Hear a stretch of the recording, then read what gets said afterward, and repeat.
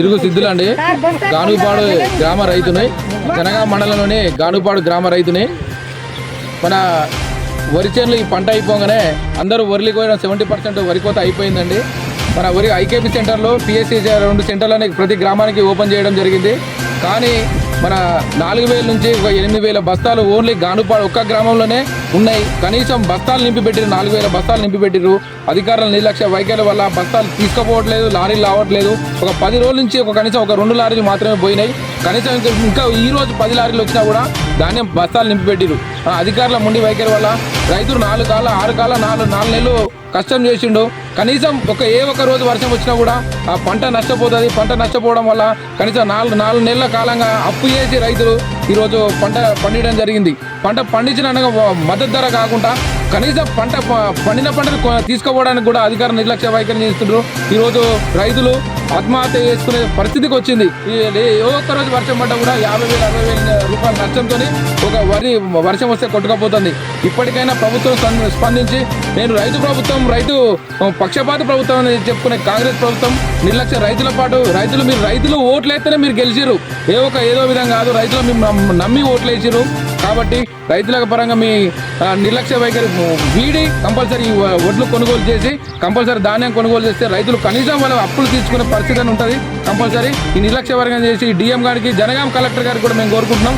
అయ్యా, మీకు జనగాం కలెక్టరేట్లో పాకిస్తాన్ ఇండియా బార్డర్ లేక వాహనాలు పోకుండా మీకు చెక్ చేస్తారు, వాహనాలు పోనీయకుండా చేస్తారు. మీకు కనీసం కలెక్టర్ ఆఫీస్లో వాహనాలు పోనీయకుండా ఉన్న సోయి రైతుల మీద లేదా కలెక్టర్ గారు మీరైనా మేము పైసలు ఇస్తే మేము రైతుల మీద ట్యాక్సీలు కడితే మీకు జీతాలు వేసి మీరు కలెక్టర్ వాహనాల మీద ఏసీల మీద తిరుగుతున్నారు. మరి రైతులు మీరు బాధలు పట్టించుకోవడానికి ఈ విధంగా నేను డిమాండ్ చేస్తున్నా. వెంటనే కలెక్టర్ స్పందించి ఈ రోజే కొనుగోలు కేంద్రాలలో రైతులు కొనుగోలు కేంద్రాల్లో లారీలు పంపించి కొనుగోలు చేయాలని కోరుచున్నా.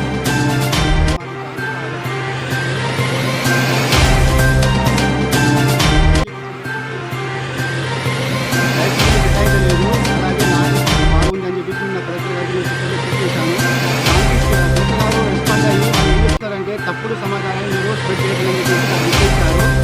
దాని గురించి ఈరోజు మేము అందరం కలిసి మాకు లారీ రావట్లేదు, మేము ధర్నా దిగితే పోలీసు వాళ్ళు వచ్చి ఏ అధికారులు రాలేదు, వచ్చి మాకు చెప్పలేదు. కానీ పోలీసు వాళ్ళు వచ్చి మా ధర్నా భద్రం చేసి ఈరోజు ఇక్కడికి వచ్చి ఐకేపీ సెంటర్లో వచ్చి వాళ్ళు చూడడం జరుగుతుంది. రేపు నుంచి మీకు లారీలు 5-6 లారీ పంపిస్తున్నారు. జస్ట్ వాళ్ళు చెప్పారు, కానీ మాకు ఖచ్చితంగా లారీ రావాలి. రాకపోతే ఇంకా బాధ్యత ధర్నా దిగుతాము. ఇక్కడ మేము దాదాపు ఒడ్డు ఆరబోసి కుప్పలు పోస్తున్నాము. ఒట్టు కింద పిల్లలు పట్టలేదు. ఖచ్చితంగా లారీలు పంపించి ఈ కొనుగోలు చేయాలి, లేదంటే భారీ ఇస్తున్న మాత్రం రైతులు వస్తుంది. ఇప్పటికీ మార్పు అన్న సంగతి ఏమైంది? వెనకడే గిట్టేసేసి ఏం మళ్ళీ అదే విధంగా చేస్తాం. మార్పు అని కోరినందుకు మార్పు చేసి వెనకడ ఏంటంటే రేవంత్ రెడ్డి వెనకట చిన్నదాట ఒక కొబ్బరికాయ పోతున్నట, సూది పోతున్నట, 100 కొబ్బరికాయలు కొడుతున్నట.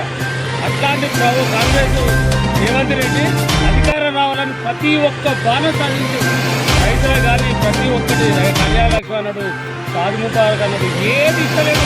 మొత్తం టోటల్ పని చేసిండు. ఇవాళ ఈ ఒడ్డు పండుదంటే సరే మేము చెప్పినా నీకు తెలుసు. గతంలో ఈ ఒడ్డు ఉన్నాయా మీ కాంగ్రెస్ గవర్నమెంట్లో? అది కేసీఆర్ ఇవన్నీ కాలువలు కట్టి నీళ్ళు ఇస్తేనే ఈ ఒడ్డు అన్నాయి. ఈ ఒడ్డు కొనడానికి మీకు సోయి లేకపోతే ఇప్పుడు ఎక్కలేదు. ఉమ్మడి జిల్లాలో కూడా నేను చూసిన ఇలాంటి కలెక్టర్ లేదు ఎవరు. కలెక్టర్ కనీసం పోయిన కలెక్టర్ డబ్బాలు ఇస్తే ఇప్పుడున్న కలెక్టర్ డబ్బాలు దిగేస్తాడు. కనీసం ఈ ఒడ్డకోళ్ళు వచ్చి చూడాలి, ఫోటోలు తీపోయి ఎక్కడ దిగుతారు నువ్వు, ఏదో ఒక్కడ వచ్చి ఫోటోలు తీసుకోవడం.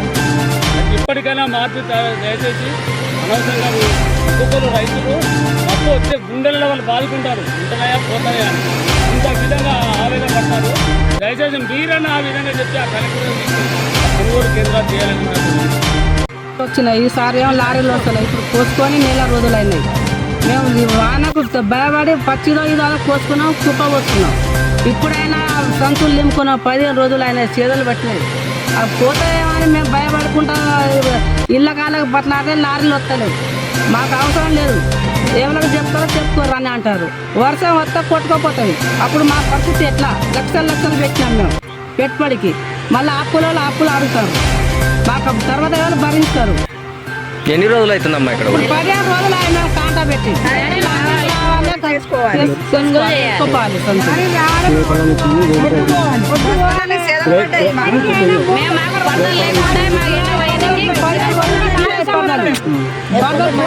కొనుక్కున్నా కూడా సరిపోకుండా కిరాయి పనులు తెచ్చినాం.